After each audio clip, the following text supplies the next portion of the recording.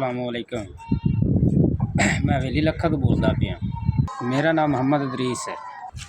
मैं लाहौर मजदूरी करना ते मेरा नाम मोहम्मद इदरीस है।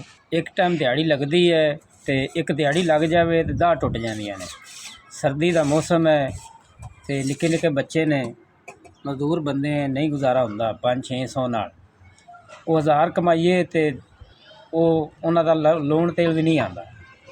तो मेहरबानी भी मेरी एक दिहाड़ी लगती है तो बाकी मेरे बच्चे निक्के निक्के हैं, उन्होंने पढ़ाने वास्ते कोई गुंजाइश नहीं है। तो 1000 कमाने ना उनके चीनी ली जाती, ना घ्यो लिया जाता है, ना किराया कड्ढा जाता है। तो मजदूर बंदा कित्थे जावे।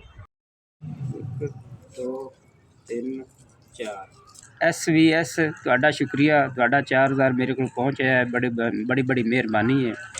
अल्लाह पाक तुहानू घना देवे, अल्लाह पाक तुहाडी कंपनी चलावे। मेरे गरीब जैसा का ख्याल रखोगे तो अल्लाह तुहानू कारोबार तुहाडा वड्डा करेगा। कारोबार अल्लाह पाक तुहानू इन्ना देवे कि जिमें मेरे गरीब की तुसी मदद की, इवें किसी होर दी भी अल्लाह तुहानू गुंजाइश देवे मदद करन दी। अल्लाह पाक इस कंपनी के मालक नू सेहत देवे। अल्लाह पाक इस कंपनी नू अल्लाह घना देवे। SVS तुहाडा शुक्रिया, अल्लाह तुहानू घना देवे।